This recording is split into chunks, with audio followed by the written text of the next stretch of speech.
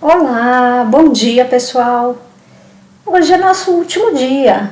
Que pena. Tá chegando ao final da nossa semana da Química. Foi uma semana um pouco puxada, né? Segunda a domingo.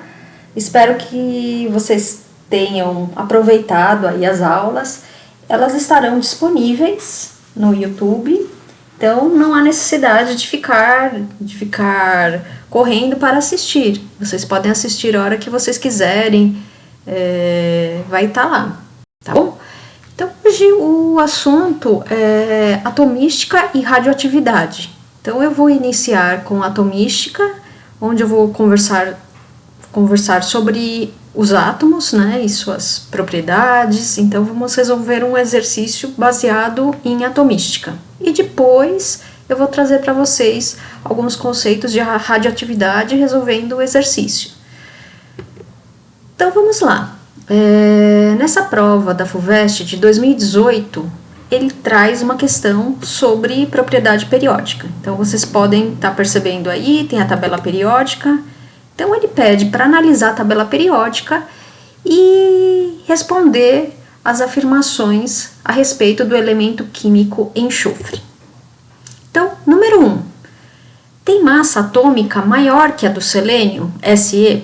Então vamos localizar. Então o enxofre ele está localizado no grupo 16, né? Na família 6A.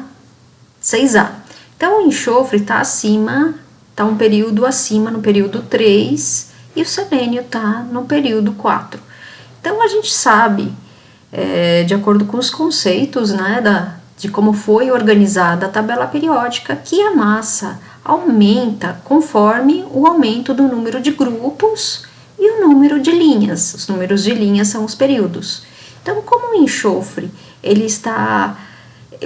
o selênio eles estão no mesmo grupo, então a análise será por período. Então, quem tem maior massa seria o selênio, porque o selênio está num período maior que o enxofre. Então, portanto, quem tem massa atômica maior é o selênio e não o enxofre. Então, portanto, essa questão está errada. Então, de graça, né? Questão facinho. Segundo, pode formar com hidrogênio um composto molecular de fórmula H2S. Então, vamos lá, a gente sabe do conceito, né, das ligações iônicas covalentes, que o H ele tem só um elétron, né? Então ele é H+, o enxofre é -2, porque ele está no grupo 6A, então, ou seja, ele precisa de 2 elétrons, né? Para atingir a estabilidade. Então a gente faz o cruzamento aqui. Então a gente sabe que o H, né? O H é 1 e o enxofre, então, vai formar um composto H2S. Né? O 2 vem para cá e o positivo do H1 vem para cá. Então fica H2S. Então tá correto, né? Então como o H possui somente um elétron, ele não pode doar elétrons, então a ligação é covalente com o enxofre, que vai precisar de 2 elétrons porque ele é do grupo 6A. Então aí por isso que forma uma molécula e não um íon, né? Porque não é uma ligação iônica. Então a questão tá correta. Vamos para a próxima. Energia necessária para remover um elétron da camada mais externa do enxofre é maior do que para o sódio. Será? Então vamos lá. Então, de acordo com as regras das propriedades periódicas dos elementos químicos, a energia aumenta da esquerda para a direita, como mostra a figura. Então vamos lá. Então o sódio está aqui na família 1A, né? E o enxofre na 6A. Então, de acordo com as regras, a energia aumenta da esquerda para a direita e de baixo para cima. Então, como o enxofre está localizado mais à direita, então ele precisa de uma energia maior do que para o sódio. Então, tá certo, tá correta, né? Então, precisamos decorar aí, fixar bem essa informação aí das propriedades periódicas. Então, fala de tabela periódica, tem que estar na ponta da língua as propriedades. Então, só para lembrar quais são as principais propriedades periódicas, é o raio atômico, o volume atômico, saber também sobre a massa, sobre o número atômico, sobre temperatura de fusão, de ebulição, e entre outras. A energia de ionização, que é essa energia que acabamos de ver, ou também conhecida como potencial de ionização. Então, vamos passar agora para a próxima questão. Então, pode formar com o sódio um composto iônico de fórmula Na3S. Então, vamos lá, vamos ver aqui o esqueminha. Não, né? A gente sabe que o sódio, que é da família 1A, ele possui um elétron na última camada de valência, né? E o enxofre -2, então fica assim, Na2S, tá? Então, que o enxofre precisa de 2 elétrons para ficar estável. Então, na verdade, está errada. Então, podemos observar aqui nessas 4 afirmações que temos duas aqui que incluem, que falam sobre ligações. Então, ligações covalentes e ligações iônicas. Então, nesse caso, é uma ligação iônica, né? Então, por que é uma ligação iônica? Porque o sódio, ele doou, né? O sódio, ele tem a capacidade de doar, porque ele tem um elétron sobrando. Então, ele pode doar. Na verdade, ele tem outros elétrons em outras camadas, tá? Então, ele pode, não é que nem o hidrogênio, ele pode doar para o enxofre. Então, ele doa 2 elétrons para o enxofre. Por isso que ele fica Na2S. Precisamos de 2 NAs. E as outras 2 questões, uma é a respeito da massa, que é uma propriedade periódica, e outra propriedade periódica, que é a energia de ionização. Então, portanto, são corretas apenas as afirmações letra C, 2 e 3, né? Então, é isso. Então, só para a gente lembrar um pouco dos conceitos, eu vou trazer aqui para vocês o conceito de átomo e a configuração ou distribuição eletrônica. Então, vamos entender o átomo de enxofre. Então, lembrando que um átomo possui um núcleo contendo prótons e nêutrons, com elétrons orbitando ao seu redor, de acordo com o modelo atômico atual de Rutherford Bohr. Então, nós temos aqui, o núcleo contém prótons e elétrons, e os elétrons podem orbitar nessas 7 camadas, também chamadas de níveis de energia. Então, são as camadas K, L, M, N, O, P, Q, ou níveis de energia de 1 a 7. Então, a última camada de valência contém o último elétron que pode estar localizado nos orbitais S, P, D ou F. Então, essa última camada de valência é aquela referente, né, ao último elétron. Então, como que a gente faz para descobrir esse último elétron? Então, a gente sabe através da tabela periódica, mas existe uma outra forma. Então, vamos entender aqui. Então, o enxofre, nós sabemos que ele tem número atômico 16, ou seja, ele tem 16 elétrons. Como ele se ele é uma carga neutra, ele também tem 16 prótons, porque aí os nêutrons é 0. Então, portanto, a distribuição eletrônica é conforme a distribuição de energia de Linus Pauling, tá? Então, a gente vai distribuir os elétrons conforme o diagrama de energia de Linus Pauling. Então, ele fica assim. Então, ele possui um S2, 2S2, 2P6, 3S2 e 3P4. Então, ele possui, na verdade, 3 níveis de energia. Tá? Então, ele está nas camadas K, L e M. Então, a gente soma, né? Soma todos os elétrons, tem que dar 16. E cada nível de energia comporta um certo número de elétrons. Tá? Então, a gente vai ver mais adiante. Então, portanto, nós temos na última camada, que é o nível 3, de energia 3, também chamada de camada M, 6 elétrons, 2 mais 4, 6 elétrons. E nos subníveis de energia SP, com o P não está totalmente completo, porque o P ele possui, né, a capacidade máxima dele são 6 elétrons, mas como nós temos só 16, então ele deu 4. Então, aqui mostra aqui também os níveis de energia, né, como a gente viu.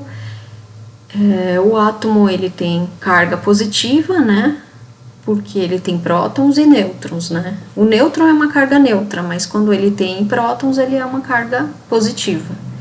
Então, só lembrando que as camadas, né, do K ao Q e dos níveis de energia 1 ao 7, eles têm capacidade de armazenar esse número máximo de elétrons. Por exemplo, camada K pode armazenar no máximo 2 elétrons, tá? É a primeira camada. Então, a gente tem 2 elétrons na primeira camada. Na segunda camada, a máxima é 8, então a gente tem todos os elétrons completos na segunda camada. E na terceira camada, nós temos 6, mas ele pode armazenar até 18, tá? Então, é isso. E os subníveis de energia, então, por sua vez, cada nível de energia, S, P, então, pode armazenar esse número máximo de elétrons. S é 2 elétrons, P 6 elétrons, D 10 elétrons, F 14 elétrons. Então, sabido de cor e salteado, né? O número de máximo de elétrons nas camadas e nos subníveis de energia. Aqui eu trago para vocês o diagrama de energia de Linus Pauling, tá? Então, a ordem da configuração eletrônica não é por... Tem um momento que ele não é mais, não segue a regra de camadas. Então, por exemplo, nós temos, quando ele chega na camada 3P6, o nível de energia não é 3D10, ele vai por 4S2. Então, a ordem, ficar atento aqui. Então, quando chega na terceira camada, ele do P passa para o 4S2. E aí, depois é que ele vai para o 3D10 e para o 4P6, né? P6 ou qual é o número de elétrons que comporta o elemento, né? E depois vai para 5S, depois vai para 4D e assim por diante até chegar à última camada, que é o 7. Então, aí a energia vai aumentando. Então, conforme vai se distanciando do núcleo, a energia vai aumentando. Então, ou seja, ele vai aumentando na última camada de valência. Então, é isso. Eu trouxe alguns conceitos aí do átomo, da configuração eletrônica, expliquei um pouco das propriedades periódicas da tabela periódica. Então, aqui o exercício, ele trouxe algumas propriedades, mas tem muitas outras mais, né? Então, não esqueçam de estudar as outras que são importantíssimas e que caem muito, como temperatura de fusão, temperatura de ebulição, bom,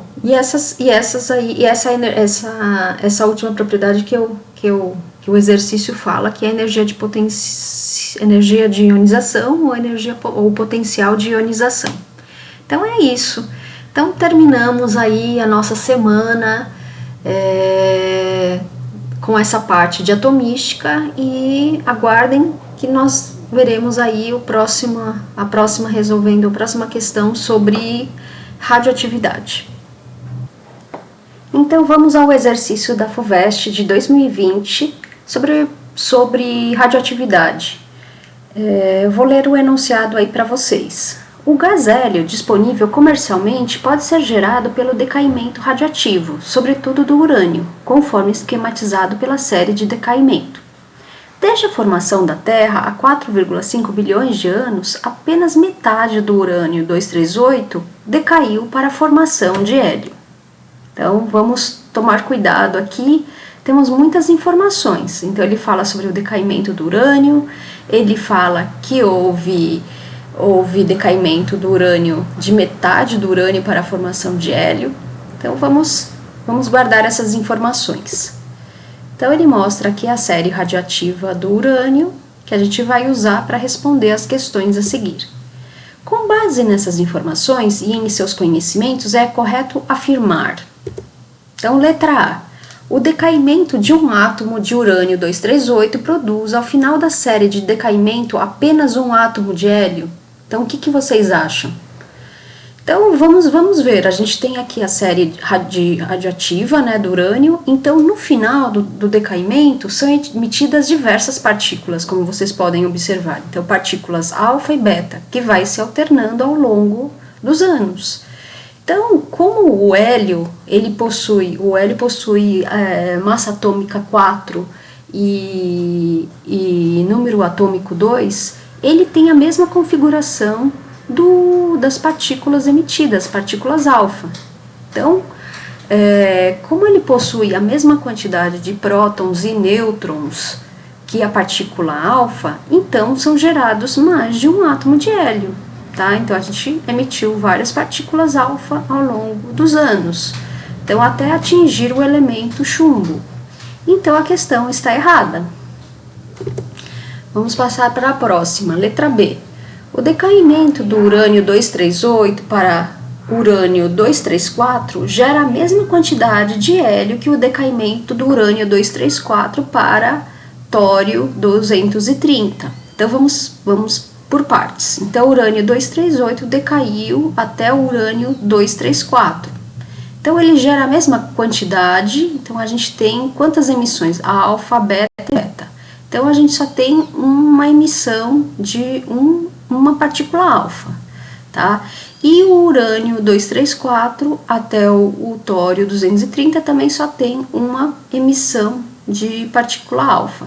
Então a questão está correta, gera a mesma quantidade de hélio, somente uma partícula alfa. Próxima questão, letra C. Daqui a 4,5 bilhões de anos, a quantidade de hélio no planeta Terra será o dobro da atual? Então, uma questão que diz aqui no enunciado. Então, em 4,5 bilhões de anos, somente metade do urânio decaiu para a formação de hélio, tá? Então, no futuro, não vai haver o dobro da atual. Pelo contrário, se a gente precisou de metade do urânio para formar o hélio, então no futuro pode haver o esgotamento do estoque, tá? Então essa é uma grande preocupação no futuro, que se a gente só conseguiu gerar com metade do urânio, então mais 4,5 bilhões de anos, o urânio continuando decaindo metade, a gente vai ter a possibilidade de não ter mais a formação de hélio. O decaimento do urânio 238 para 234 gera a mesma quantidade de hélio que o decaimento do 214 para 214 polônio. Então vamos ver aqui, 214 polônio.